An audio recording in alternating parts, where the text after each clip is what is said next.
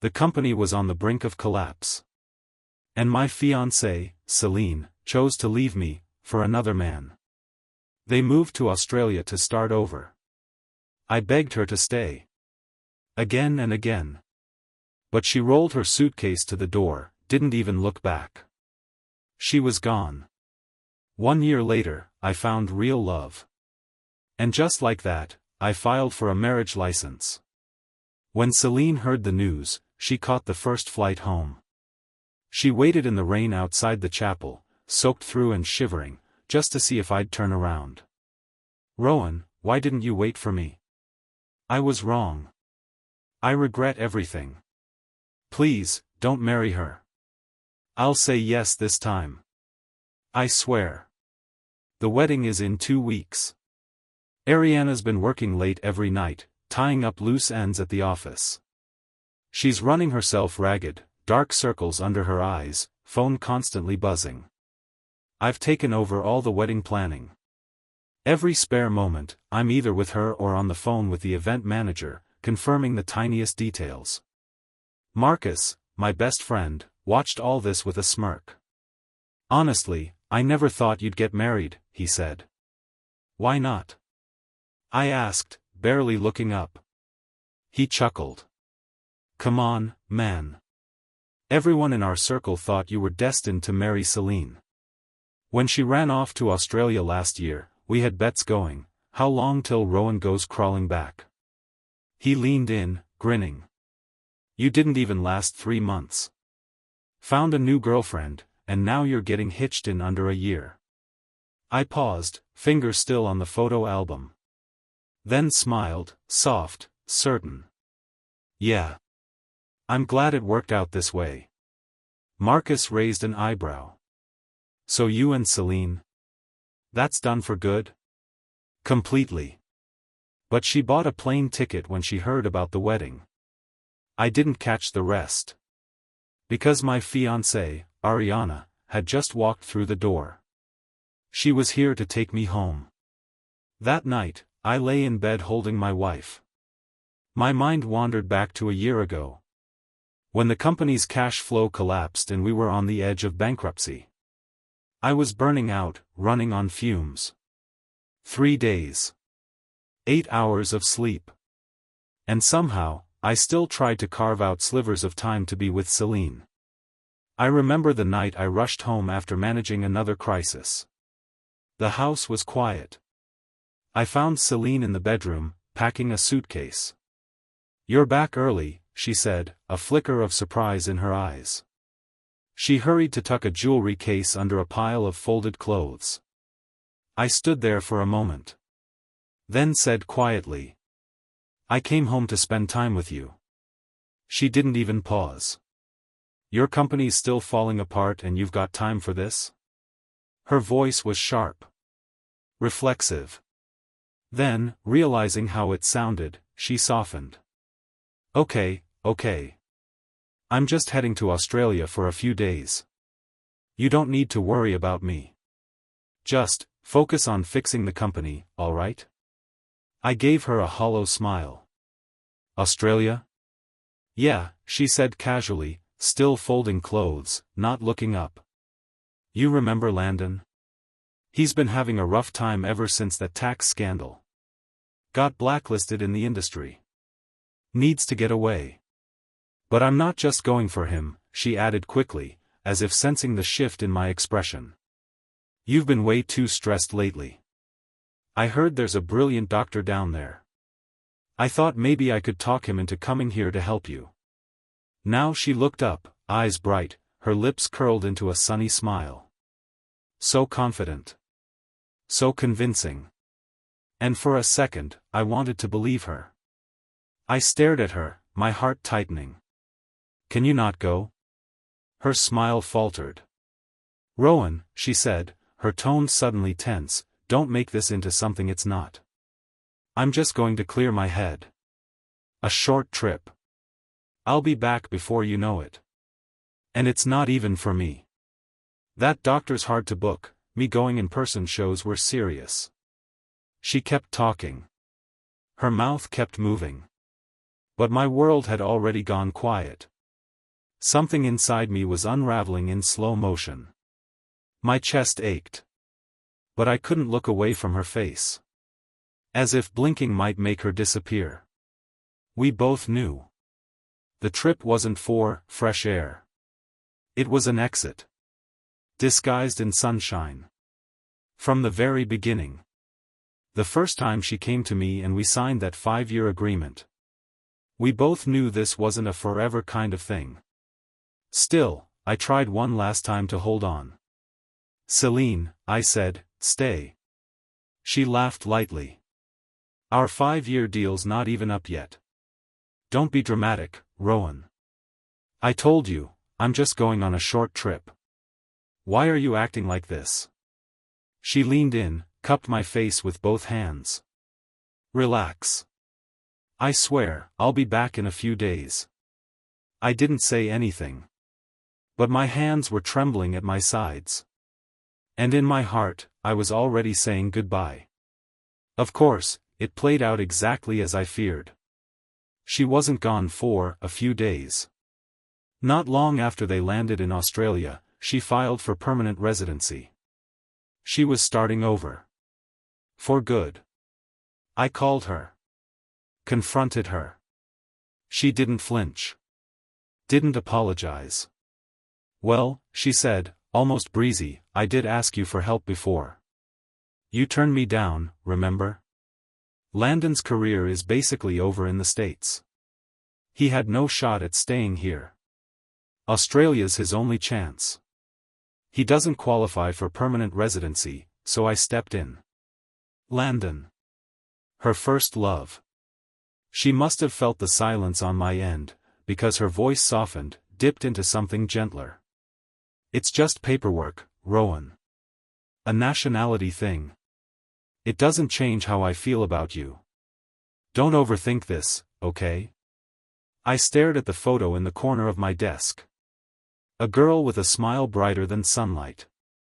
She looked like Celine, same eyes, same cheekbones, but something in her felt warmer. Realer.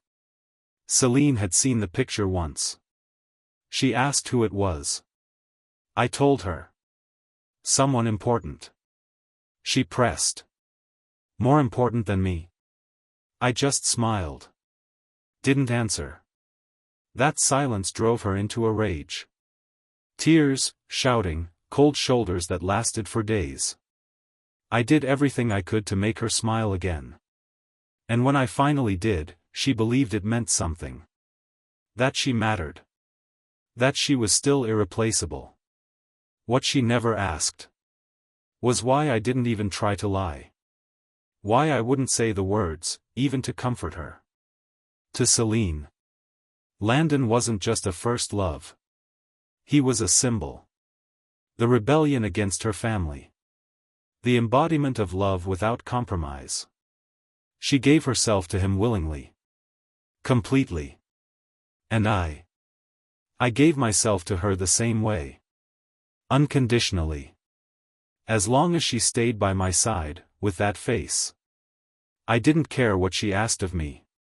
Even if everyone around me whispered behind my back. Even if they mocked me. I didn't just spoil her. I did everything she asked.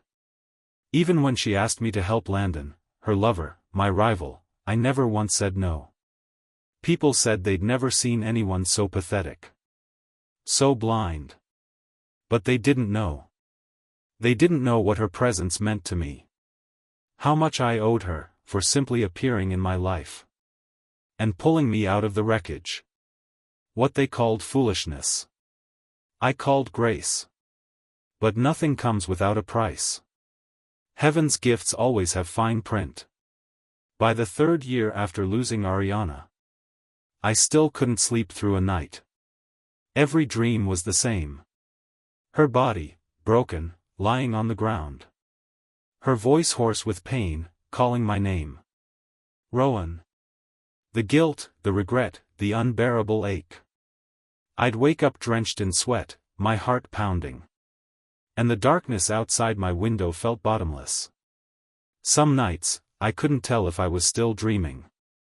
Some nights, I didn't want to wake up. If I stayed asleep long enough. Could I stay with Ariana? Would she stay with me? But the world kept pulling me back. One night, my assistant called. Reminded me about a gala I couldn't skip. That was the night I met Celine. She was wearing a rose-colored ball gown, soft and cloud-like. Floating through the crowd like a butterfly. She moved with elegance, yes. But butterflies can still crash. Oh no. I'm so sorry. Let me pay for the dry cleaning. Red wine spilled across my shirt. But I didn't care. Because when I looked up, I saw a face that looked almost exactly like Ariana's. Not quite. But close enough to make my breath catch. I couldn't look away. I kept staring at her, afraid she'd vanish if I blinked. Like some kind of mirage. But I wasn't the only one who noticed. Someone nearby caught the whole thing and decided to stir the pot. Whoa, someone teased, Rowan's into that type, huh? Better bring your A-game. Unless the Caldwell family's planning to liquidate everything, I don't think the prices are gonna say yes. Then again, someone else laughed, no one's dumb enough to drain a dynasty just to chase a woman, right? The line was a joke. But it didn't stay that way for long. It spread. It stuck. The Caldwell heir is a fool. Designer bags. Jewelry. Sports cars. I gave them all without hesitation. If Celine was attending an event, I made sure I was there. After 6 relentless months of pursuit, Celine finally gave in, not to me, but to the mounting pressure from her family. She agreed to meet me for dinner. She was already seated when I arrived, fingering a loose strand of hair behind her ear. Her eyes darted around the restaurant, restless. At a certain angle, her profile blurred into Ariana's. The resemblance hit me like a wave. I went still. Celine caught the look and laughed softly, covering her mouth. "Mr. Caldwell," she teased, "do you like me?" I nodded. "I like your face. What if I don't like you back?" She leaned in, lashes fluttering, eyes full of mischief. I hesitated. Just for a second. Celine pulled back, clearly unimpressed. "If you really want me as your girlfriend, it's simple," she said. "Give me 5% of your company." I didn't flinch. "Deal." She blinked, unsure if I was serious. "You mean that?" I nodded again, and pulled out a contract, already printed, already signed. "The shares are yours. But you'll stay with me for 5 years. She frowned. "Why 5? I didn't explain. But the offer was too good. Too rich. Too tempting. And in that moment of hesitation, she said yes. It didn't take long before I officially transferred 5% of my company's shares to Celine. Flowers. Chauffeured rides. Luxury vacations. Whatever other women dreamed of.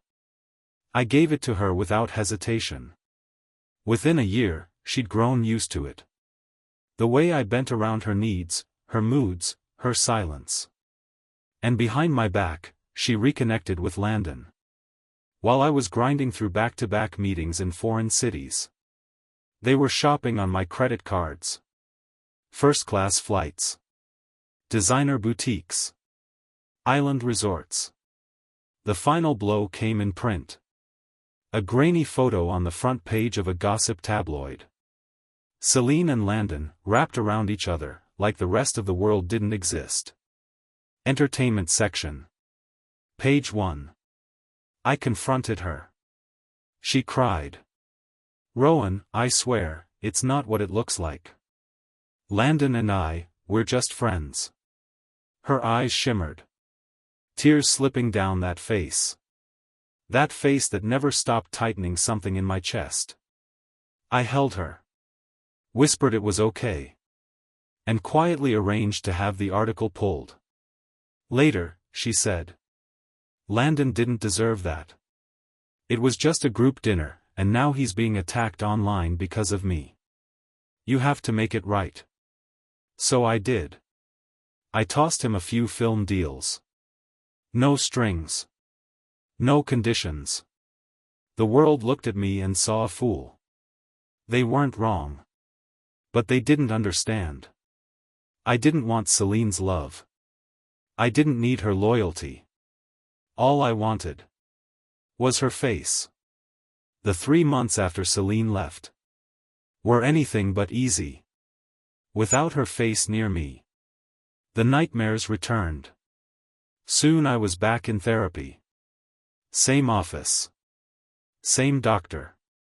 He'd treated me years ago, he knew the full history. Rowan, he said gently, I think you should go to Australia. See your girlfriend. Even once. It might help break the cycle. I stared at the ceiling in his office. Australia.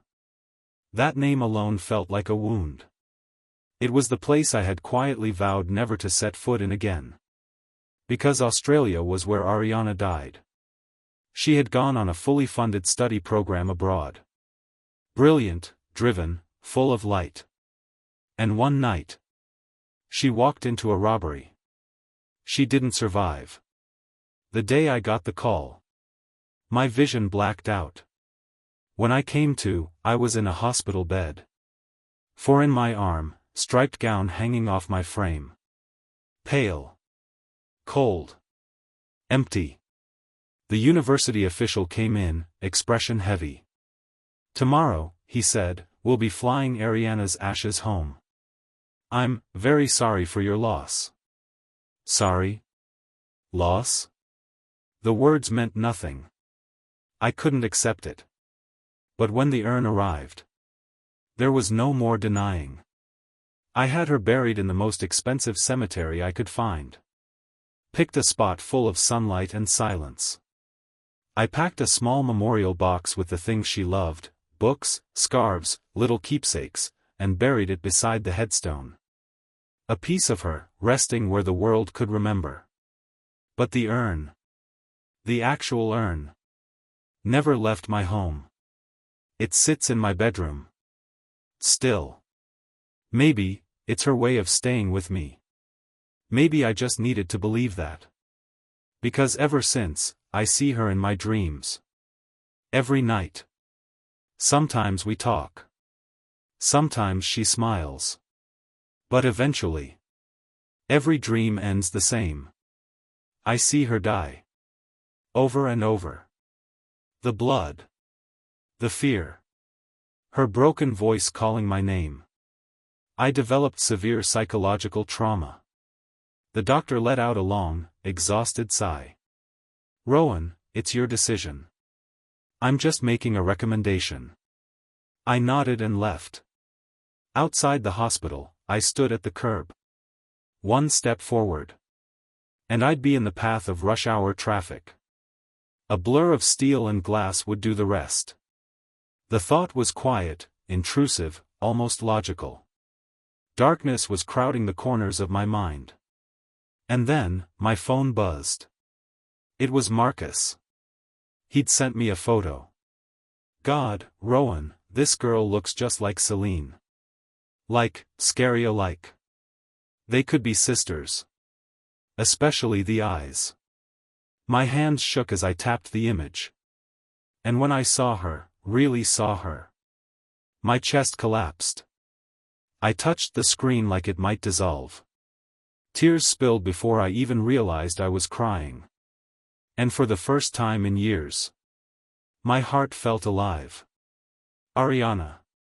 I found you. Ariana wasn't dead. The moment I let myself believe it, I booked the earliest flight to Australia. Marcus assumed I was chasing Celine. He picked me up at the airport and drove me to a 5-star hotel. She and that pretty boy she ran off with? They're staying nearby. We pulled up to the entrance. I got out, took one look around.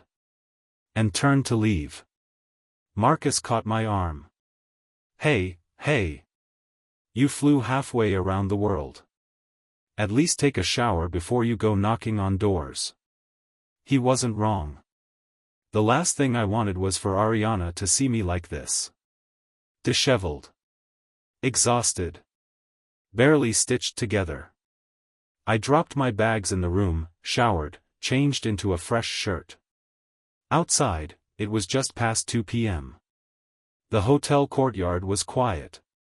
Empty, save for a few guests and the soft sound of birds. Marcus leaned against a stone pillar, arms folded, still watching me. "Rowan, you sure about this?" he asked. "There are good women out there. Plenty of them. Why are you killing yourself over one?" I pulled out my phone. Opened the photo. "Where did you take this yesterday?" He squinted. "Maybe a mile from here. But traffic's bad right now. We should wait." "We're walking." "Wait, what?" But I was already moving. Marcus blinked, then sighed and jogged to catch up.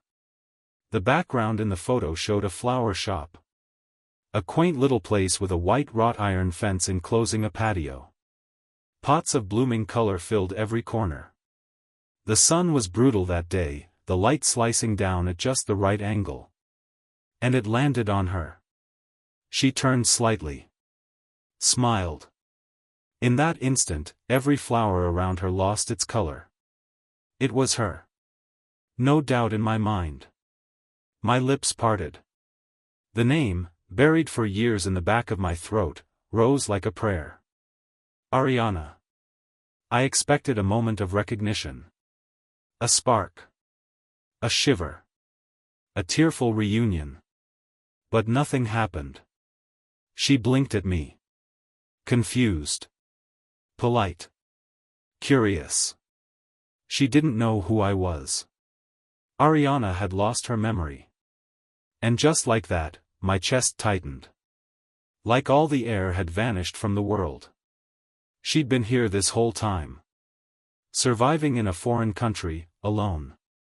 My heart ached. My vision blurred. Why didn't I come sooner? But regret has no medicine. No antidote. All I could do now was start over. We met again, for the first time. She told me her name was Amy. She was a screenwriter. Said she liked working in places with beautiful scenery, it helped with inspiration. Even though we just met, she said brightly, I feel like we really click. Her eyes were impossibly clear. And for a second, I saw her as she once was. A girl with hollow cheeks and wide, honest eyes. She used to hold my hand and tilt her head just like that. I like talking to you, she'd whisper. Your hands are cold. Don't be scared. I'll protect you. Her voice back then had been soft. Hi. Young. Unshaken by the world. Those memories, blurry yet carved into me, kept me alive for 3 years. Now here she was again, still talking. Maybe I was American before I lost my memory, she mused aloud. You're from the US, right? That must be why you feel so familiar. She tilted her head and smiled. The corners of her eyes turning upward like crescents. I couldn't help but smile back. Something in my chest unlocked. Marcus, who'd been hovering nearby, said nothing. But I saw the way he was watching us. His expression had shifted. Something in him had changed. From afternoon into night. We talked like old friends, laughing, wandering, letting the hours slip by unnoticed. Before parting, we exchanged numbers. And as she walked away, I couldn't look away from her retreating figure. There was something about the way she moved, unhurried, light, real. I didn't want the moment to end. Marcus, still lingering beside me, finally spoke up, voice low. Rowan, you're not turning her into some kind of stand-in, are you? I shot him a look. You're overthinking it. On the walk back, we passed a couple strolling hand in hand, laughing, wrapped up in their own little world. But as they came closer, my steps slowed. Their faces came into focus. Celine. Her eyes darted, a flicker of panic flashing across her face. She hurried toward me. "What are you doing here?" she whispered sharply. "I told you I'd be home soon. Can't we have a little trust between us?" Then, more hurriedly. "Look, just head back, okay? I'll drop Landon off and meet you later." She stepped in front of him. Like I might lunge. Marcus muttered beside me, just loud enough. "Shameless." Celine turned on me like a trigger. "Rowan." I tilted my head. "Didn't you say you needed to take him home?" "Of course I do. No need to explain. I trust you." That one line hit like a dart. 3 different faces. 3 different reactions. Marcus, disappointed disgust. Celine, smug satisfaction. Landon, outright mockery. "Mr. Caldwell, what a generous man," Landon smirked, slinging an arm casually over Celine's shoulder. "But don't worry, Celine and we'll always be the best of friends." Marcus couldn't stop ranting on the way back. "You're unbelievable. No one's more gracious than you. Everyone back home thinks you're a damn fool. Honestly, I think you're just sick. Like, how do you even keep your cool with that little punk Landon throwing shade in your face?" He kept muttering all the way up to the hotel elevator. But I was thinking about Ariana. And for the first time in a long time, I was in a good mood. I turned to him. "Do you know any top neurologists? Introduce me." Marcus stopped mid-rant. Eyed me suspiciously. "What, you finally admitting your brain's fried?" "Go to hell," I said, rolling my eyes. "Australia's healthcare system isn't cutting it. I want to bring Ariana back to the States for treatment." He made a noise in his throat, then slung an arm around my shoulder. "All right, fine. Spill it. How exactly did you meet this Ariana?" I kept it simple. "We knew each other as kids." Marcus nodded, thumped his chest like a pledge. "Then leave it to me. I'll handle everything." Later, I asked Ariana if she'd consider going back to the US with me for treatment. She didn't hesitate. She said yes. The trip back to the States went smoothly. Once I had Ariana's treatment scheduled, I made a brief stop at home. I wasn't expecting a crowd. But when I walked into the living room, it was full. And not just anyone. Celine's parents were there. "Rowan, you're back," someone said brightly. The syrupy voice belonged to Diana, Celine's mother. "Oh? Where's Celine? Weren't you supposed to bring her home with you?" She looked around with exaggerated curiosity. My mother, Elise, sat stiffly on the couch, arms crossed, face like stone. Diana laughed awkwardly at the silence. "Well, since Rowan's home, maybe it's a good time to settle things. I mean, the 2 kids did date for a while, but feelings come and go, we can't force them, right? So, to avoid any awkwardness in the future, we'd like to collect the engagement ring back." That one sentence was gasoline. The room caught fire in an instant. My father, Graham, stood. Elisa's expression darkened. "Let's be clear," Graham said, his voice like cut glass. "No one begged for that ring. You people forced it on us." Charles, Celine's father, stayed calm but cold. "The way things ended, we just think it's best to keep things clean." Elise laughed, sharp, furious. "This isn't about clean. You just see that the Caldwell family hit a rough patch, and now you're trying to recycle your daughter back into our lives." Charles scowled. "That's an ugly thing to say. We're just trying to do what's best for everyone. My daughter doesn't love your son. There's no point dragging this out." Elisa's chest rose and fell sharply. For a second, I thought she might pass out. I rushed to steady her, guiding her gently to sit. My gaze lifted. And whatever expression I had left, it drained into something colder. Sharper. I looked directly at the Price family. And for the first time, they flinched. "Fine," I said. My voice was quiet. "Final." Graham and Elise turned to me in disbelief. But the Prices, they lit up with delight. "Good boy," Diana smiled, relieved. "I knew you'd be reasonable." I ignored them. I made sure my mother was steady, then turned and walked upstairs. A few minutes later, I came down holding a small, black velvet box. "This is what you wanted. Take it. And from now on, stay out of the Caldwell house." Inside the box, the engagement ring rested silently, cold, bright, meaningless. The Prices looked pleased, like they'd won something. Charles offered a few polite parting words, then ushered his family out. At first, I didn't give the incident much thought. Returning the ring felt like closing a door, one that should have stayed shut. But not long after, Celine flew back from Australia. Stormed into the company's conference room mid-meeting. "This is what you wanted, isn't it?" she spat. "You want to push me into marrying you? Is that your plan?"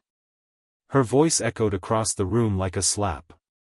"Well, forget it. You can dream all you want, but I will never marry a manipulative bastard like you." And just like that, she turned and left. Boarded a flight back to Australia the same day. It wasn't until later that I heard the full story. The Price family had tried to marry her off to a business partner nearly 15 years older than she was. Of course she refused. She thought I was in on it. That I'd teamed up with her parents to force her into something. Enraged, she sold her shares in the company, moved her money overseas, and disappeared. She never came back. 3 months passed. I worked day and night. Smoothed out the chaos, re-established partnerships, repaired what could still be saved. And finally, the company's cash flow was back on track. More importantly, Ariana's memory came back. The moment it happened, I knew. I didn't want to waste another second. I told her how I felt. She said yes. Soon after, I brought her home to meet my parents. That evening, Graham and Elise were beaming. "Such a lovely girl," Elise said. "Here, this is for you." A velvet box. Inside, an intricate set of diamond jewelry, flawless, shimmering. A little something for the engagement ceremony. Wear it when the time comes. Ariana flushed, shy. I squeezed her hand, smiling. "Mom, we're not having an engagement," I said casually. Elisa's face turned to stone. "Rowan." Ariana jumped in quickly. "Elise, it's not what you think. We've already talked about it, we're skipping the engagement and going straight to the wedding." Elisa's features relaxed, color returning to her cheeks. "Oh, sweetheart, you can't just say half a sentence like that," she muttered. She'd been one breath away from a full meltdown. I shrugged. "You didn't let me finish." Graham nodded in approval. "Frankly, it's better this way. Fewer chances for certain people to show up uninvited, dragging their daughters along again." Ariana tilted her head. "Who's certain people?" Elise sighed. "You really had to bring that up?" She kicked Graham under the table. "Ow," he hissed, rubbing his shin. I stayed quiet, peeling an orange one segment at a time.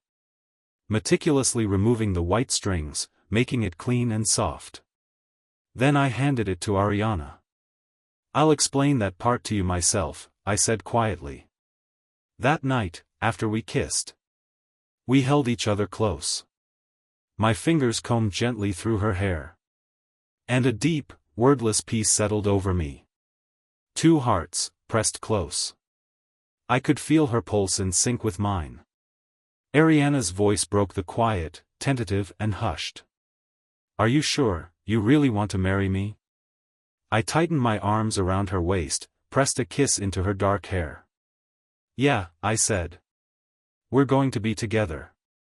Always. Always. Meanwhile, Celine's life abroad? Nothing short of glamorous. Every now and then, someone I knew would be on vacation in Australia and, without fail, run into her and Landon. They'd send me photos. Rowan, your girl's seriously out of pocket. Bro, say the word and I'll fly down there and set those two straight. Oops, slipped, Caldwell, if you're feeling lonely, you know where to find me. I deleted them. One by one. Then, just as I cleared the last message, a new one popped up. It was from Ariana. She'd sent me a photo. A small, cocoa-colored lunchbox shaped like a teddy bear. Inside, homemade rice, vegetables, everything carefully arranged into a heart. Rowan, I brought you lunch. Her voice message followed, full of cheer and sunshine. My lips curved before I even realized it. I smiled. Wide. Unfiltered. On impulse, I took a screenshot and posted it to Instagram. Replies came fast and loud. Most didn't believe it. Said I'd faked the message. I explained once. Then left it alone. Because Ariana had arrived. She stayed while I ate the lunch she made. Sat beside me, talking softly, then helped tidy up the break room without being asked. It wasn't until after dark that I realized. She hadn't left. I opened the break room door. There she was. Curled up on the small couch. Fast asleep. I smiled again. Couldn't help it. She'd kicked the blanket off. I stepped forward and pulled it gently over her. Then I crouched down beside her. Took her hand in mine. And in that moment, everything in me felt full. In the months that followed, Ariana and I began planning our wedding. It felt easy. Natural. One afternoon, Marcus pulled me aside. She's coming back, he said. Celine. She's flying in to find you. I didn't believe him. Why would I? She had Landon. She had the life she wanted. If she heard I was getting married, she'd probably toast to it, relieved. There had been a time, years ago, when I'd poured everything into that relationship. Love, attention, patience, hope. But over time, whatever feelings existed between us had been eroded. Not by one great betrayal, but by countless small ones. I still remember the 4th year we were together. Celine had asked to go on a winter getaway, hot springs in Harbin. The company was running smoothly at the time, so I said, sounds nice. I'll come with you. Her expression changed. Slightly panicked. No, you can't come. I frowned. Why not? She wouldn't meet my eyes. Oh, it's just a girl's trip. You showing up would make it awkward. We want to relax, let loose. I let it go. Transferred $1 million to her card. Told her to enjoy herself. And the result? Another tabloid spread. More photos of her and Landon. And this time, the images were explicit. No mistaking it. When I asked for an explanation, she just waved it off. Oh please, it's all forced perspective. That's how they take those photos, you really believe that crap? She wrapped her arms around me. Whispered into my ear. Don't be jealous. Whatever you want, whatever pose you want, I'll give it to you.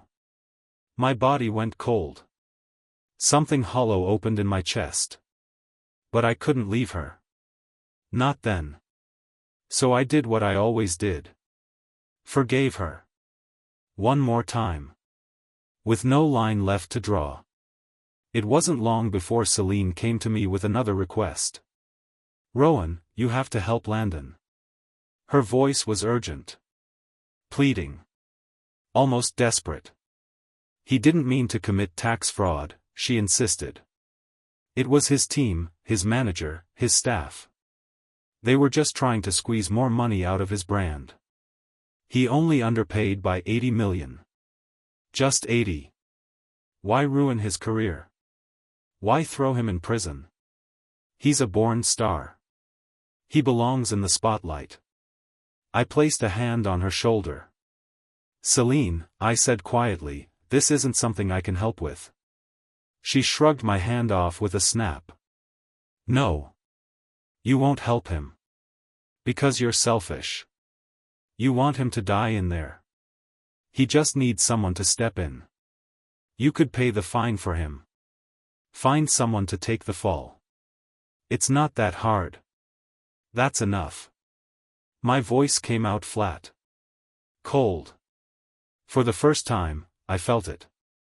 A chill, running deep. The kind of cold that doesn't go away. She wanted out of the Price family. I helped. She wanted money. Jewelry. Access. I gave it. Even when she and Landon crossed the line again and again.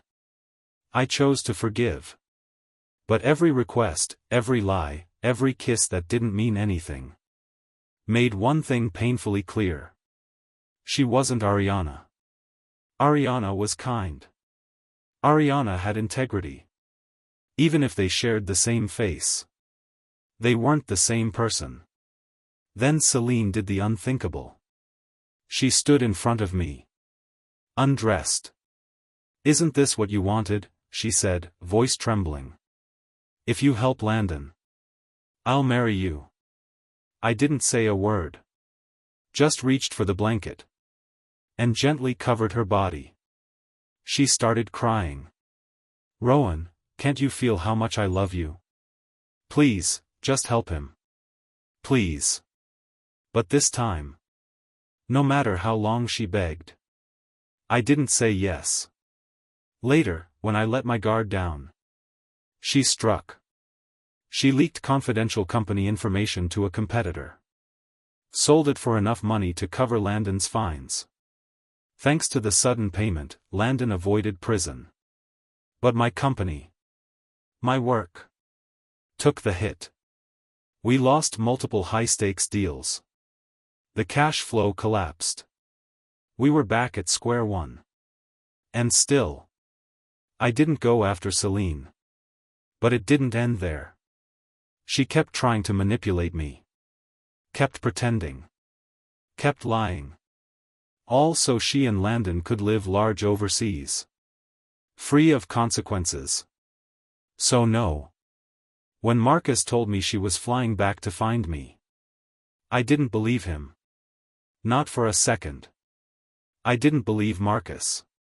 Not until I saw her with my own eyes. She really had come back. There were still 2 hours until the wedding. Ariana had stepped away to use the restroom. I waited outside. The chapel was tucked in the outskirts of the city. Surrounded by trees and sloping hills. Scenic. Quiet. Spacious. But it wasn't easy to reach.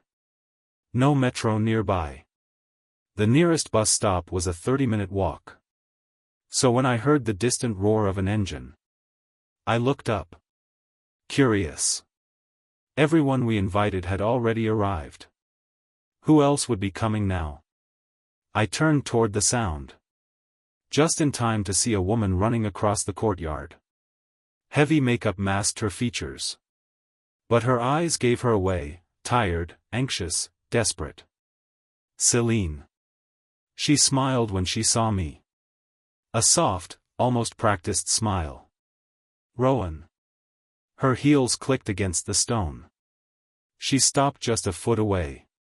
Did you miss me? She asked, spreading her arms. She waited for me to walk into them. But this time, she waited in vain. I didn't move. Her hands lowered slowly. Awkward. Unanswered. I heard you were getting married, she said, studying my face. Tell me it's not true. It is. I looked her in the eye and nodded, steady. Celine's voice softened, like coaxing a child. Come on, don't joke. You're just acting out. Jealous, maybe. I get it. But you don't really love this woman. What has it been, 10 months? I'll marry you, she said, suddenly brightening. Let's call it off. Let's start over. I couldn't help it. I laughed. A low, quiet laugh, tired, bitter, amused by the absurdity. In Celine's world, I was still the fool. The man who never said no. Who forgave anything. Who could be manipulated, guilt, seduced. She thought she could always get what she wanted. One way or another. And why wouldn't she? I had let her trample every line I drew. Used my kindness as currency. Weaponized my loyalty.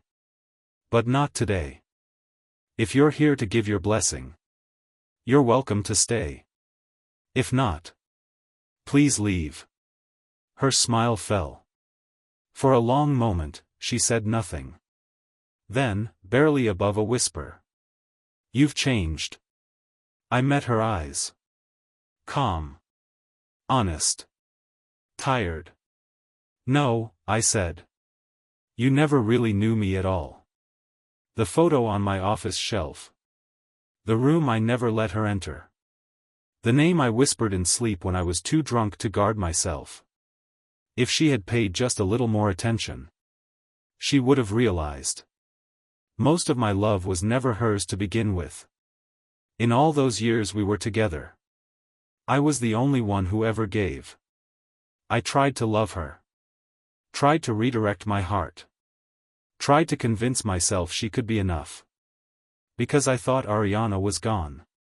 But I had made a promise to Ariana. That no matter what happened, we would keep living. And to live, I told myself I had to love someone else. It was almost noble. Almost believable. But it didn't matter how hard I tried. They were never the same. Impossible, Celine snapped. You think just because she looks like me, she is me? Stop lying to yourself, Rowan. I raised my hand and gave a subtle signal to the security team outside. Sorry, I said quietly. But I can't let you ruin my wedding. 2 guards stepped forward. Took her gently but firmly by the arms. What are you doing? Celine fought back, her voice shrill, cracking into hysteria. Rowan, you're lying. You love me. It's always been me. The noise must have carried. Ariana came running out, breath quick, eyes wide. The white veil on her head trembled with her movement, casting a halo of soft shadow over her delicate face. What's going on? Nothing, I said, smiling as I held out my arm. You ready? She nodded, lips curving into that soft, luminous smile. Slipped her hand through the crook of my elbow. I'm ready. The ceremony was small. Just a few dozen close friends and family. We exchanged rings. Kissed. Spoke our vows with voices that didn't waver. By the time it was over, Ariana was exhausted. She collapsed on the bed, still glowing in her dress. I knelt beside her. Massaged her calves. Rubbed her back. Loosened her shoulders with my hands. That night, we became husband and wife in every sense. She curled into me afterward, her breath warm on my back. Rowan, she whispered, don't wear it. I paused. Kissed the corner of her mouth. You sure? She nodded, eyes steady. I want a child. Our child. My gaze darkened with something deeper. I reached for the unopened condom wrapper. And tossed it aside. Later, she drifted off, her body soft and content in my arms. I still had energy to carry her to the bathroom, clean us both up, and bring her back to bed. I held her through the night. The bedside light stayed on until 3 in the morning. And finally, after everything, I slept. I didn't know. Not until much later. That outside our house, in the gentle hush of morning rain, a car had sat quietly all night, headlights still glowing. It was our honeymoon. I'd given the house staff the week off. Ariana and I were handling meals ourselves. That morning, I woke early. She was still asleep, curled in the warm folds of our bed. I slipped out to pick up breakfast. Wanted to surprise her. I had barely stepped outside when someone blocked my path. Celine. She wasn't holding an umbrella. The rain clung to her like grief, soaking her hair, her clothes, her skin. "Rowan," she said with a hollow smile. "Are you doing this to punish me?" I frowned. No. I had my limits. What we shared for those years was never love in the way she imagined. It was need. It was transaction. It was escape. Even when we ended, I never wanted to hurt her. "Then why did you marry someone else?" she asked, voice cracking. You once told me you'd marry me." "Where's Landon?" I asked. She blinked. Her expression shifted. A flicker of something sharp passed through her eyes, anger, maybe. Regret. So Marcus had been right after all. Landon had tried to claw his way back into Hollywood. He needed funding. Connections. He'd drained Celine for both. Then dropped her the moment he found a richer, more powerful woman in Australia. She lost him. And when there was nothing left, she remembered me. "I told you 1,000 times," she snapped. "Landon and I were just friends. Why can't you believe that?" Her voice was rising, her hands trembling as she grabbed my sleeve. I gently pulled my arm free. My voice stayed steady. Cool. Certain. "What should I believe, Celine? That you didn't sell off confidential company data? That you didn't sleep with him behind my back?" She fell silent. The color drained from her face. And for a second, I felt something like pity. I looked at her, rain dripping from her chin, mascara streaking down like shadows. "I'm not here to punish you," I said softly. "But I'm done. I won't revisit the past. I won't chase answers. Let's end this with whatever grace we can still salvage. Please. Don't come back." She didn't speak. Not a word. She stood in the rain for a long moment. Her lips parted, then closed. The rain grew heavier. Her hair clung to her scalp in dark strands. Her soaked blouse molded to her skin, wringing water in rivulets. And then, without apology, without protest, she turned and walked away. Into the gray morning. Into silence. Ariana had been awake for a while. She'd seen it all. Watched from the upstairs window as Celine stood in the rain and tried, one last time, to reclaim something already lost. By the time I got back with breakfast and laid it out on the table, Ariana came up behind me and wrapped her arms around my waist. "What's wrong?" I asked. Still half asleep? She didn't answer right away. Just held me tighter. Her tears soaked silently into the back of my shirt. "I'm just..." She exhaled shakily. "I'm just hurting for you." My heart softened. I turned to face her and held her close. My palm slid gently through her long black hair. "She didn't know how to cherish you," Ariana whispered. "But I do. I'll love you, Rowan. Always. I'll stay with you, no matter what." I cupped her face. Wiped away the tears that still clung to her lashes. Pressed a kiss to her lips, soft and slow. "I love you too," I murmured against her mouth. No marriage feels complete without a proper honeymoon. Considering the season, we chose Hawaii. Our hotel suite had a full ocean view. Just steps from the beach. Each day was filled with salt and sun. Surfboards and sand beneath our toes. Sometimes we grocery shopped together and cooked meals in the suite's kitchenette, laughing over spilled sauce and undercooked rice. One afternoon, Ariana forgot her sunscreen at the beach. I offered to run back and grab it. But when I opened the door to the suite, I knew something was off. There was someone else in the room. She lay sprawled across our bed in a bikini. Her back bare save for a few thin, crossed straps. She heard the door and turned, slowly, with a smirk. "Rowan," she said, like it was still her name to say. "Celine." My voice dropped. "How did you even get in here?" She didn't answer. Just stood, barefoot, and walked toward me. I instinctively backed away, reaching for the handle. But she moved faster. Grabbed my wrist, shoved the door shut behind me, then spun and pressed her body against it, blocking the only exit. "Celine, what the hell are you doing?" "I came to apologize," she said, her tone too smooth to believe. And then her fingers reached for the thin straps around her neck.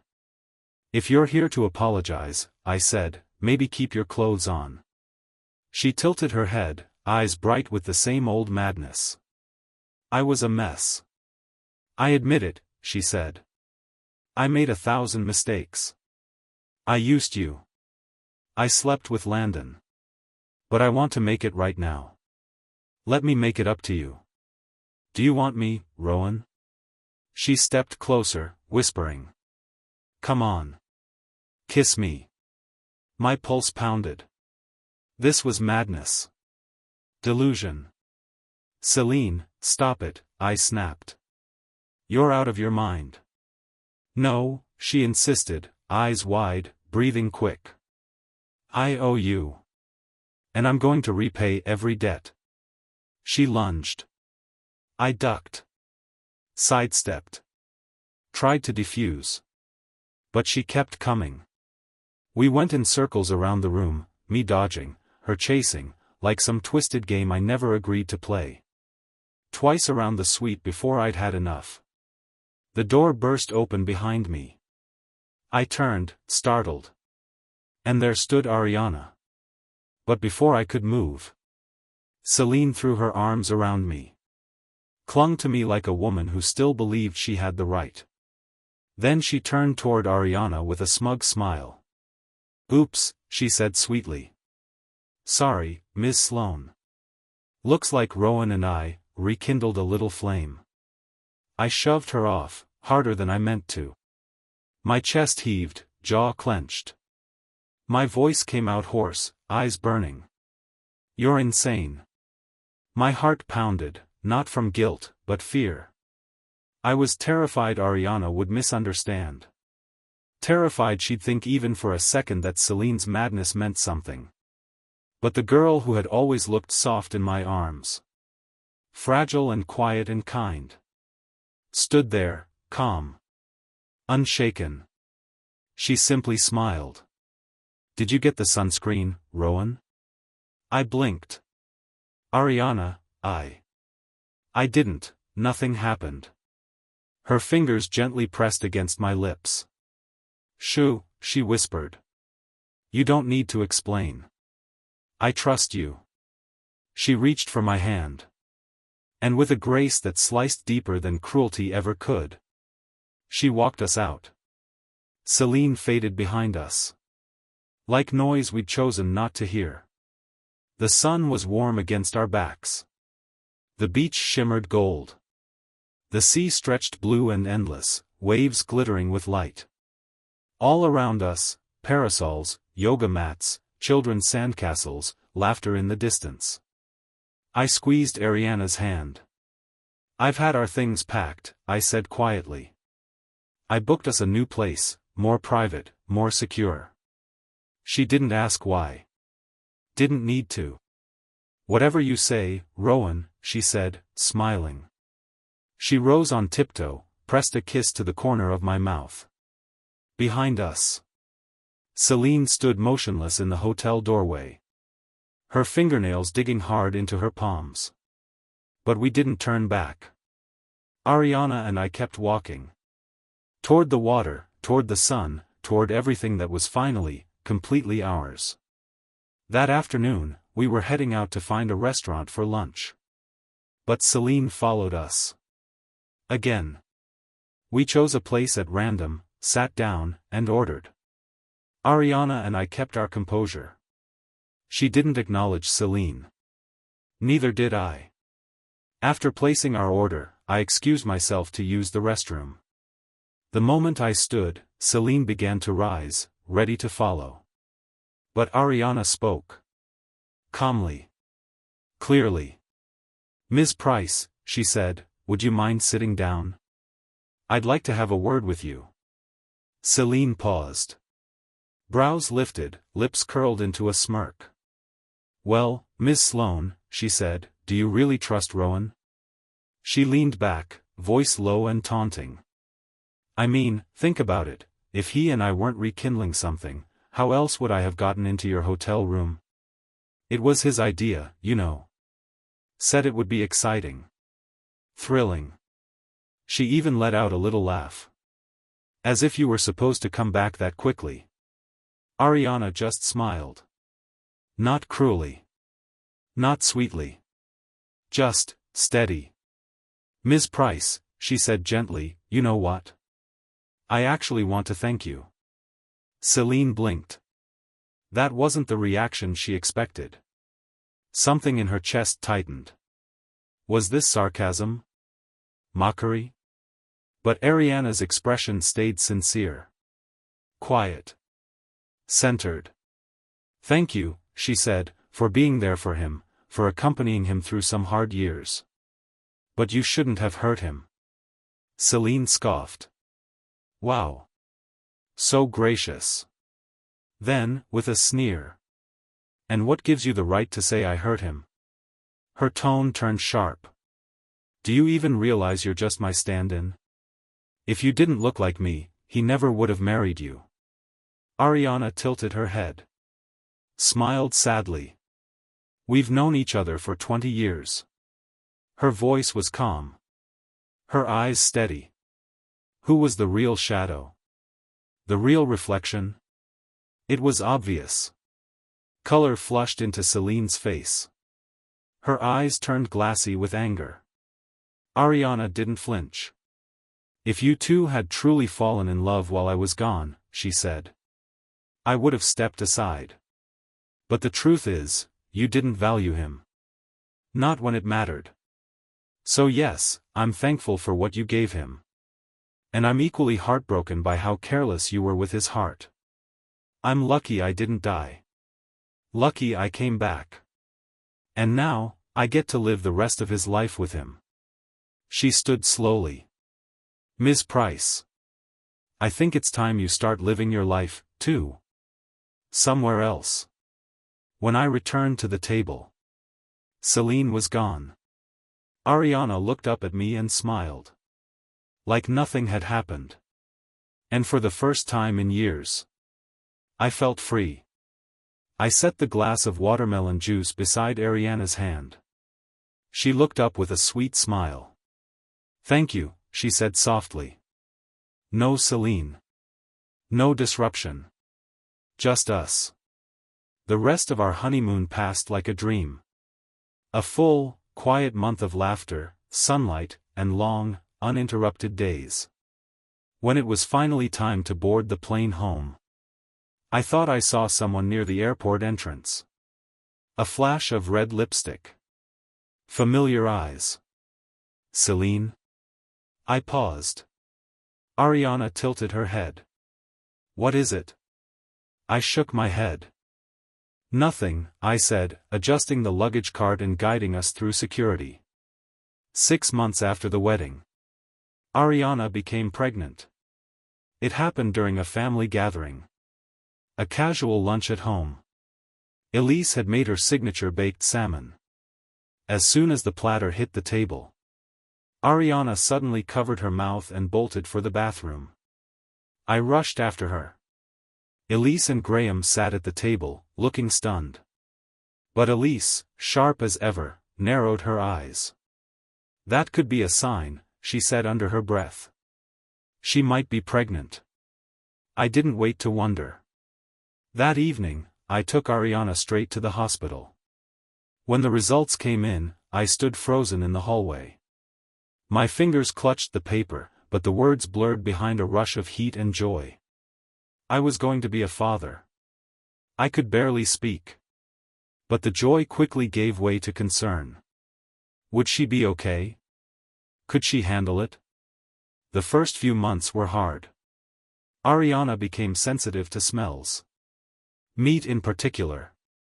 Even a hint of fish made her nauseous. Her appetite disappeared. She lost energy. Slept often. Moved slowly. But after the first trimester, her strength returned, and her appetite came back. I made sure to attend every appointment. Cancelled meetings, rescheduled calls. Nothing mattered more than being there with her.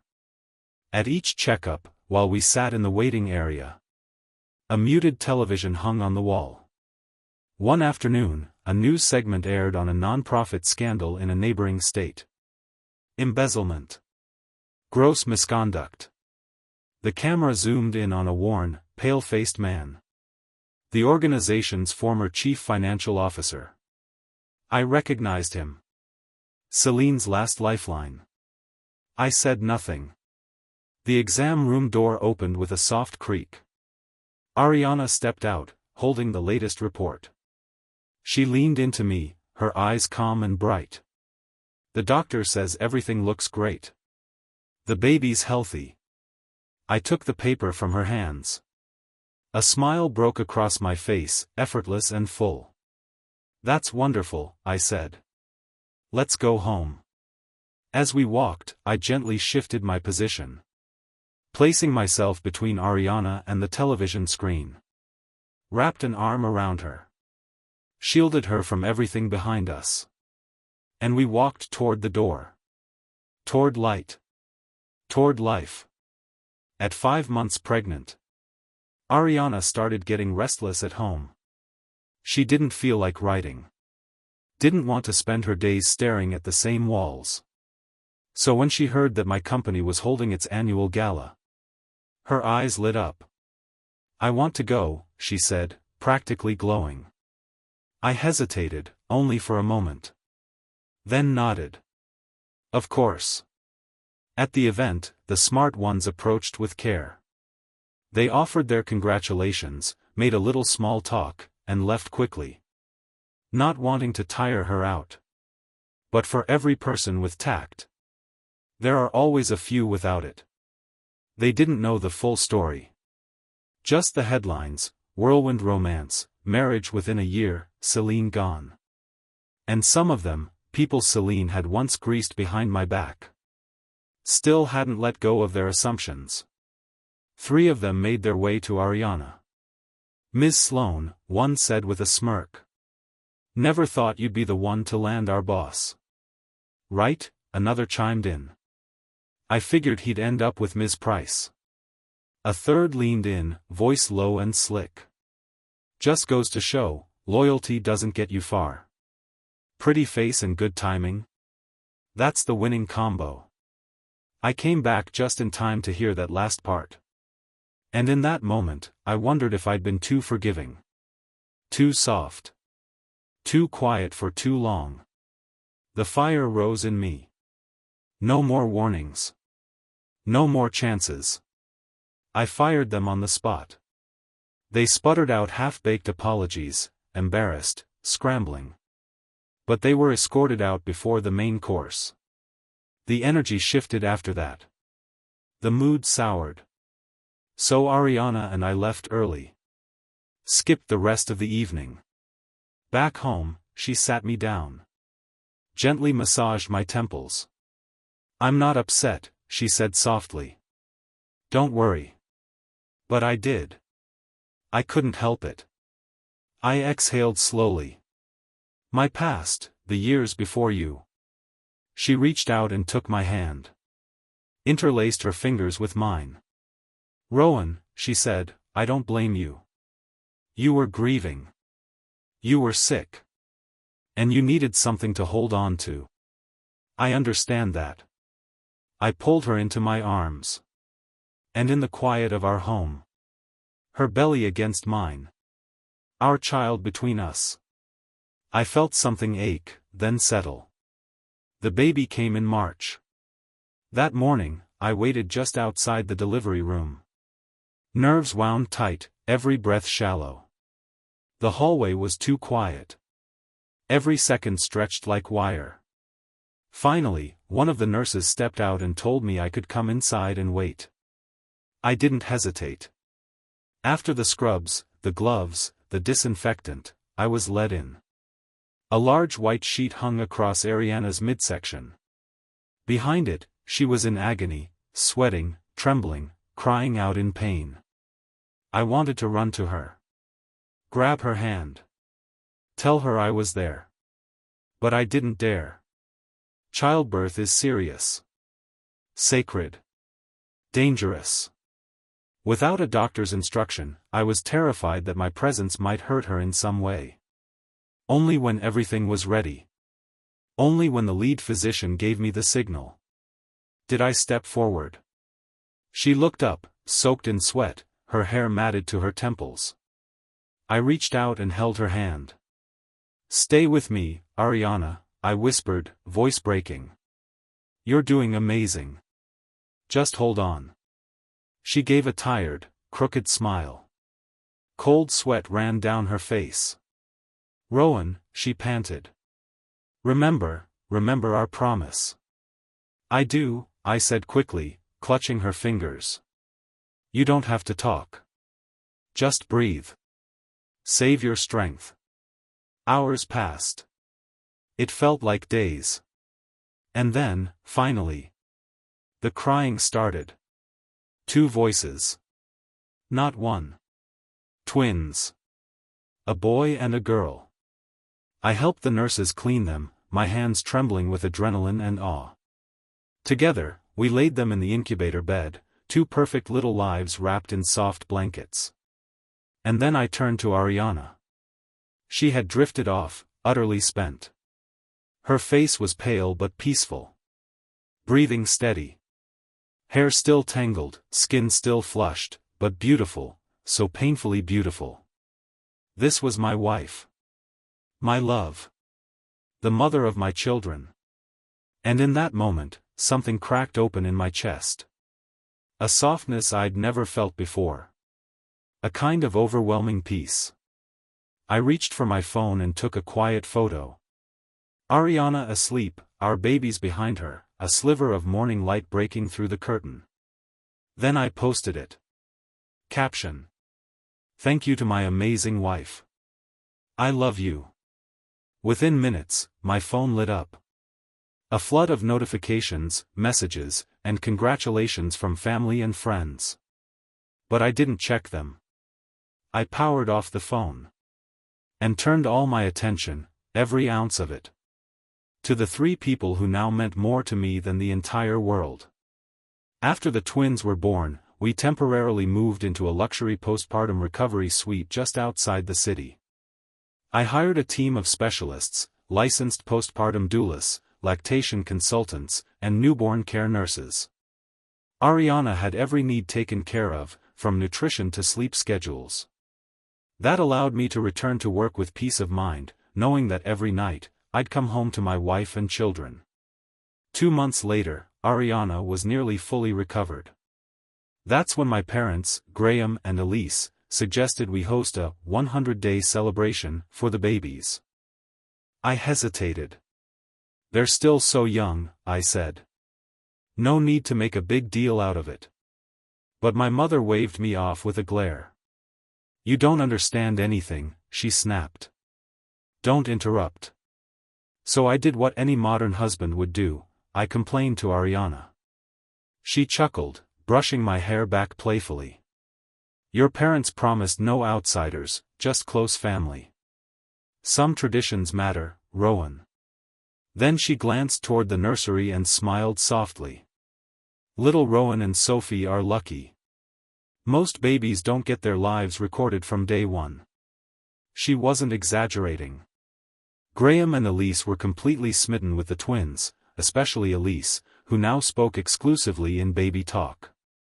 And Ariana? She'd practically turned into a full-time documentarian.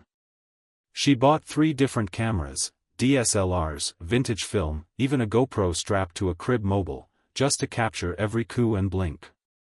I started to feel left out. Maybe even a little jealous. When I admitted as much, Ariana burst out laughing. You're jealous of your own children? She looked at me like I was a toddler myself. She was lounging in a loose cotton robe, one side darkened from nursing. Her hair was undone, her cheeks a little flushed from feeding. I stared at her, and the look in my eyes must have changed. Because her smile faltered. And a second later, her robe slipped just enough for me to reach. Let's just say I showed her exactly how jealous I could be. By the time the twins turned 1, we threw a full-scale birthday party at the house. Friends, family, business partners, everyone came. Balloons lined the front gate. A jazz trio played under a string-lit canopy in the backyard. The caterer set up a champagne and cupcake bar for adults, while toddlers ran around with frosting on their faces. And then, she arrived. Celine. She handed Ariana a velvet box. Inside were 2 baby bracelets, crafted entirely of gold. Thank you, Ariana said politely, accepting the gift without flinching. Celine's eyes narrowed. Still the gracious one, I see. Most women would have snapped. An ex, standing at her child's first birthday party? But Ariana didn't so much as blink. I stood nearby, watching Celine, my stare cold and unmoving. She looked back and gave a faint smile. What, did you think I came here to ruin your kid's party? She folded her arms, her voice a little lower now. Relax. I'm not here to cause drama. I'm just closing a chapter. And with that, she turned and walked into the crowd. The party had just ended when Marcus found me in the study, nursing a glass of bourbon. He flopped into the leather armchair opposite me, one leg casually crossed. You won't believe what I just heard, he said, swirling his drink. The Price family? Done. I raised an eyebrow. What do you mean, done? Finished. Over. Imploded. Marcus gave a low whistle. Turns out Celine didn't just fall out with them. She torched the whole house on her way out. He leaned forward, voice gleefully conspiratorial. She sold the family's biggest assets to their direct competitors. Then, get this, she reported them for tax fraud and corporate violations. I stared at him in disbelief. Marcus grinned. Her parents are both facing federal charges. Celine basically detonated the whole damn dynasty. He shook his head, still impressed. That woman, scary when she wants to be. Apparently, Celine had severed ties with the Price name entirely. She couldn't show her face in LA anymore. Word was, she was heading to Australia for good. But not before saying goodbye. The next day, she showed up at my office. Uninvited. Her red lipstick was flawless, but her eyes were puffy. She gave a bitter little laugh. Rowan. I regret everything. I didn't say a word. You probably think I'm pathetic, right? She continued. You were so good to me back then. And I didn't know how to handle that. She blinked back tears. I know you don't want to talk to me. But I have to say this. Her voice cracked. I think I fell for you a long time ago. But I was stupid. I thought I loved Landon. Turns out, I was just addicted to the chaos. She pulled in a shaky breath. He never treated me well. Not once. I slid a box of tissues across the desk. You're flying out tomorrow, right? I wish you a safe trip. Celine gave a hollow laugh. You're really that cold? She touched her face, almost as if surprised to find it wet. You never loved me, she whispered. I was just a placeholder.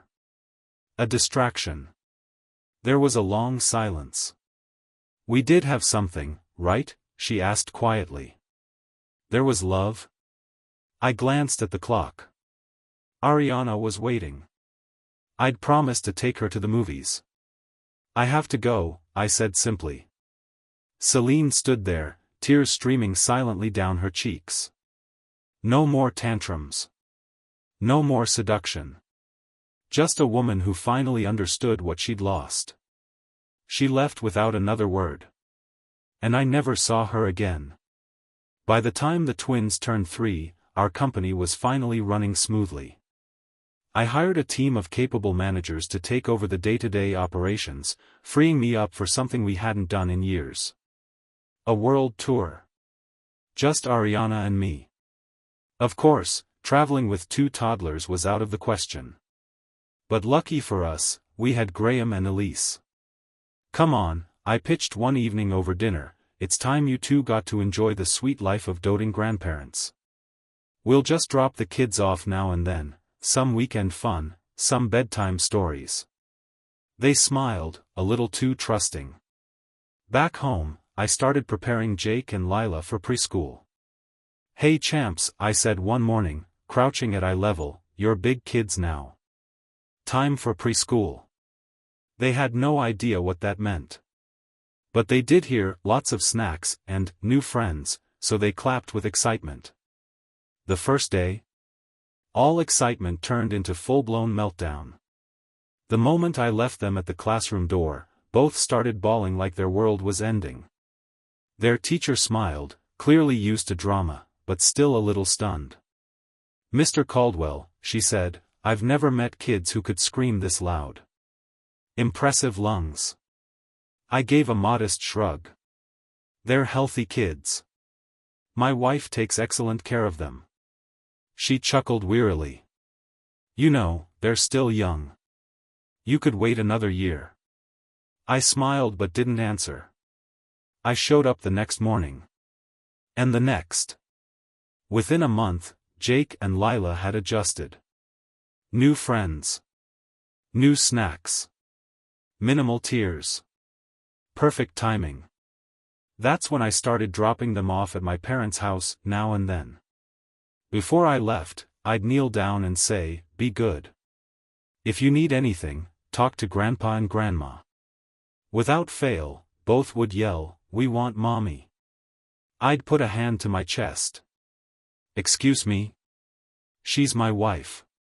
1 month later, the travel visas came through. We packed our bags, kissed the twins goodbye, and handed them off to Graham and Elise. Just a couple of days, I said breezily. You've got this. Then Ariana and I boarded our flight to Iceland. By the time my parents realized what was happening, Jake and Lila had gone 2 full days without seeing us, and were crying like sirens. Suddenly, Graham remembered something the preschool teacher said that first day. They've got impressive lungs. He understood now. But no matter how loud, how chaotic, how sticky their little hands got, Jake and Lila were still their precious grandchildren. And so, Graham and Elise rolled up their sleeves, and entered full-time grandparent mode. 6 months later, we returned from our world tour, sun-kissed, relaxed, and immediately ambushed by our parents. You abandoned your kids. Elise scolded. You think bonding just happens on its own? Graham crossed his arms. Jake and Lila were one tantrum away from driving us to an early grave. I nodded politely, let their words enter one ear and exit the other. Meanwhile, Ariana had already slipped off her shoes and was hugging both kids on the living room rug, kissing their cheeks, asking about snack time and preschool drawings. Watching her, I knew I'd made the right call. Because honestly, alone time with your wife after children is a luxury few truly savor. And it was perfect. But once? No, no. Once was never enough. Every chance I got, I planned a new trip. Just the two of us. A quiet cabin in Vermont. A wine trail in Italy. A desert escape in Morocco. The kids? They'd grow up just fine. Years passed. Jake and Lila grew into sharp, compassionate adults, and eventually started families of their own. With the house finally quiet, Ariana and I were officially entering our golden chapter. No diapers. No sticky juice boxes. No, where's my blue sock? Just peace. And morning coffee. And spontaneous weekend getaways. Sometimes, though, the house did feel a little too quiet. We were reminiscing one afternoon about the noise, the mess, the chaos. When the front door burst open. Jake walked in, holding a chubby baby boy in his arms, his wife trailing behind. "Hey, Mom, Dad," he said, out of breath. "Mind watching him for a bit? We're just running to the store." Before we could say a word, the baby was in my arms, and Jake and his wife were out the door. The baby laughed, grabbing my nose. 5 minutes later. Knock knock. Lila stepped in with her husband, holding hands with 2 wobbly toddlers. "Mom, Dad. The girls missed you so much." Then she glanced outside. "Oh shoot, we left their gift bags in the car. Be right back." They didn't come back. All we heard was the vroom of an engine disappearing down the street. Inside the house, our granddaughters were already bickering over who got the last lollipop. Ariana and I exchanged a long look. Then we both chuckled. So this was it. Our grandparent era had officially begun, ambushed by love, hijacked by tiny humans, and filled with the kind of joyful chaos we once thought we'd left behind. And honestly, we wouldn't have it any other way. Next is Celine's perspective. My name is Celine Price. The Price heiress. To most people, that title alone says everything. Money, comfort, privilege. A life free from worry. But happiness? No. That was never guaranteed. In my family, comfort came with shackles. If you wanted the security of Price wealth, you surrendered your freedom. Especially in marriage. My husband, they decided, would be chosen for me. But I was young, restless, hungry for love, so I rebelled. I fell for a boy with nothing to his name. He was poor, but he was real. He made me laugh, made me feel seen. It didn't last. My parents found out, of course. They broke us apart, as easily as cutting a thread. Threats, control, surveillance. Every path closed until I finally gave in. I was furious. I wanted to punish them, to punish the life they forced me into. And that's when I met him. At a gala one night, in a haze of champagne and resentment, I stumbled, literally, into a tall, dark-haired man. Sorry. I stammered, mortified. He barely reacted, just stared. I looked up and saw his eyes fixed on me, as if my face had cast some kind of spell. Pathetic, I thought. So shallow. The second time I saw him, I learned his name, Rowan Caldwell. He wasn't just handsome, he was relentless. The kind of man who didn't stop once he set his eyes on something. On me. The gifts started, bigger each time. Handbags, jewelry, cars. But I didn't want him. I wanted someone who understood me. Someone who saw more than the surface. And Rowan, he was no different from every other spoiled, rich boy in our circles. He knew nothing of love, nothing of the thrill of 2 souls in sync. Before I could reject him, my parents found out. And then, of course, they meddled. A Caldwell heiress-in-law. That was opportunity. Leverage.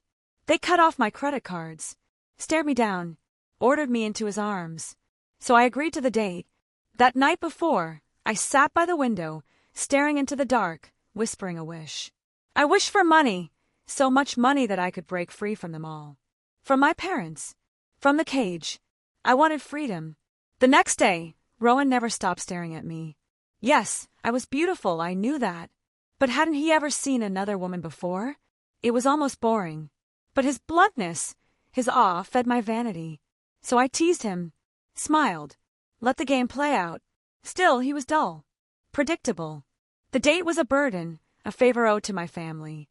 I wanted it over. So I threw down the gauntlet. I demanded something outrageous. I thought it would scare him away. Instead, I walked away holding 5% of Caldwell Corporation's shares. The price: 5 years by his side, unlimited wealth, minimal effort. It wasn't even a choice. So I became Rowan's girlfriend. No one was happier about my relationship with Rowan than my parents. They couldn't stop gushing about how lucky I was, or how stupid Rowan was. "Don't let go of him," they'd say over and over. "That man's a gold mine. Hold on tight." As if I didn't already know. Rowan was a fool. A handsome, obedient, generous fool. He said yes to everything. Everything. And for that I was grateful. Not for him, but for what he gave me. With him around, my parents stopped meddling in my personal life. They assumed I was set to marry into the Caldwell family, and therefore my future was their responsibility now, not my parents'. For a moment, I thought I'd escaped one prison. But it turns out, I just moved into another. Rowan never forced me to do anything. He was respectful, gentle, soft-spoken. But that was exactly the problem. I couldn't feel my life anymore. No control. No chaos. No meaning. So I rebelled. Again. At first, I honored our agreement. I cut off contact with Landon. Rowan and I became the couple in our circle, envy of every socialite dinner, every charity gala. Sometimes I'd lose my temper in public, throw a fit over something trivial. Rowan never raised his voice. Not once. He'd just smile and find a way to soothe me. People said I'd tamed a lion, that I had the perfect man wrapped around my little finger. And maybe I did. My ego swelled. I bathed in admiration. But it didn't last. Rowan bored me. Our life was too neat, too still, like an old married couple going through the motions. And then I ran into Landon again. God, he still had it. That dangerous charm. That sharp tongue. We were fire and gasoline. He understood me, understood what stirred beneath the surface. The longing, the chaos, the ache. I fell. Not all at once, but enough to start lying. Enough to hide things from Rowan. Every day became a split-screen nightmare. One side, guilt. The other, euphoria. I wanted to break up with Rowan, to be with Landon fully, publicly, honestly. But I couldn't let go. Rowan was just so good to me. And really, why should I be punished for one mistake? Men do worse all the time. They get to have wives and lovers and mistresses. So what if I slipped? So what if I was lonely? He wouldn't find out. And even if he did, he'd forgive me. He always forgave me. That thought comforted me. I got bolder. Reckless. There were rumors. Photos. Whispers. And every time, Rowan quietly erased them. No anger. Just cleanup. He protected me, even when he was the one being betrayed. And that was when something twisted inside me. I began to enjoy it. The power. The indulgence. The game. Watching him beg editors to pull stories, only to come home and massage my shoulders like nothing happened. It gave me a high. A sick, triumphant high. I never imagined the dog would learn how to slip the leash.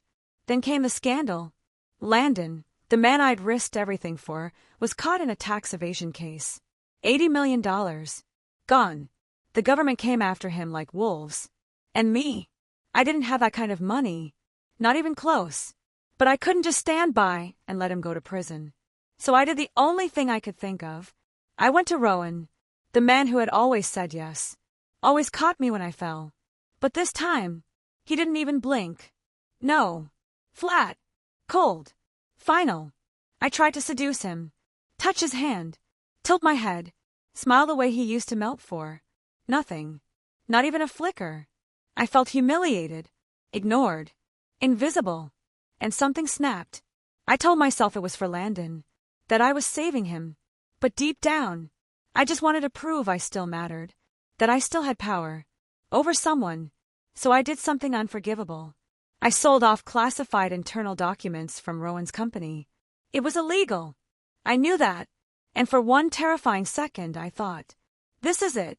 This is where it all ends. But I made a bet. I bet he wouldn't press charges. Not against me. Not after everything. And I was right. He said nothing. Did nothing. Just picked up the shattered pieces of his company in silence. No questions. Not even when I handed over the money to cover Landon's debt. The guilt nearly choked me. But the thrill of getting away with it, it was intoxicating. Landon, meanwhile, had been blacklisted. The money solved the legal mess, but not the public one. No one would work with him anymore. No fans. No brands. No gigs. He spiraled. I followed. He asked if I wanted to get away, to go somewhere quiet. Australia. I said yes. Not because I wanted the beaches or the air, but because I couldn't stand the look in Rowan's eyes anymore. He didn't say anything when I packed. Just walked into the apartment, looking 10 years older, and said, "Don't go. That's all." 2 words. And I couldn't even give him those. "It's just a trip," I snapped. "I'll be back." But I wasn't sure I meant it. In Australia, everything felt different. No paparazzi. No whispers. No guilt. Just sun and silence. Landon was sweet again. Attentive. Almost romantic. He suggested I apply for permanent residency. Said it'd help when we got married. He could get his visa through me. I didn't think too hard about it. Just nodded. Anything to keep this feeling alive. Anything to forget what I left behind. The moment my Australian permanent residency was approved, Rowan found out. I don't know how, but the phone rang, and it was him. "Why?" he asked. No anger. No shouting. Just a quiet, sharp question that cut right through me. I froze. Something in me shifted. I should have been angry that he didn't trust me. I told myself I was. But beneath it, there was guilt. Guilt I wasn't ready to face.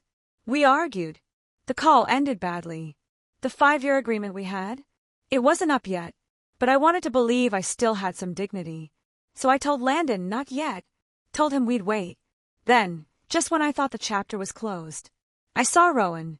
In Australia. He looked tired, thinner, older, and for a brief, twisted moment, I felt victorious. Marcus, ever the arrogant ass, started mocking me. I expected Rowan to snap, defend me, prove his loyalty. But he didn't. He didn't take the bait. Still, he didn't let Marcus run his mouth too long. He asked me, calmly, to send Landon back. And I did. I told him I'd come back to talk. But Landon clung to me like a drowning man. Wouldn't let me leave. And honestly, I let him. Rowan had been stood up before. What was one more time? But when I finally went to find him, he was gone. Back to the States. Probably to deal with whatever disaster I left in my wake. Fine. Let him handle it. He was always good at damage control. Then came the call from my parents. The engagement with the Caldwell family? Cancelled. They had found me a new fiancé. Andrew. A 40-something, balding businessman who smelled like stale cigars and desperation. I refused, of course. Laughed in my father's face. But he didn't laugh back. "You think you still have choices," he snapped. "Everyone knows what happened between you and Rowan.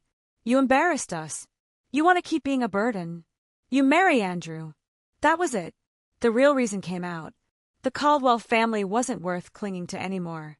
They had no use for me with them. I was to be repurposed. Traded like stock. But then Landon said something that stopped me cold. "This is Rowan's move," he whispered. "He and your father, this is their way of cutting you off. Rowan made sure your family couldn't leech off his money. And now your dad's done with you." That hit hard. Rowan had been playing defense all these years. I'd thought I was free. But it was him, quietly, invisibly, who'd been shielding me from my own family's grip. They never got a penny out of him, because he never let them. And now, he was done. I was furious, enraged, shaking. I flew back to the States on the next flight, marched into his office, and lost it. I screamed, accused, demanded to know why he betrayed me, why he didn't tell me what he was doing, why he let my father try to sell me off like cattle. But Rowan just stood there, calm, like I was a storm he'd already weathered once. And it hit me. I was screaming at the only person who ever protected me, and I'd already lost him. It was Landon who planted the final seed. "Sell your shares," he said. "The company's already sinking." Might as well cash out before it's worthless. I was furious with Rowan, bitter with my father, and sick of the entire Caldwell circus. So I sold. No warning. No hesitation. And just like that, I cut my last official tie to Rowan. But I wasn't going to marry Andrew either. Hell no. So I disappeared again back to Australia. Back to the only place that still felt like escape. Time passed quickly. Too quickly. A year later, everything fell apart with Landon.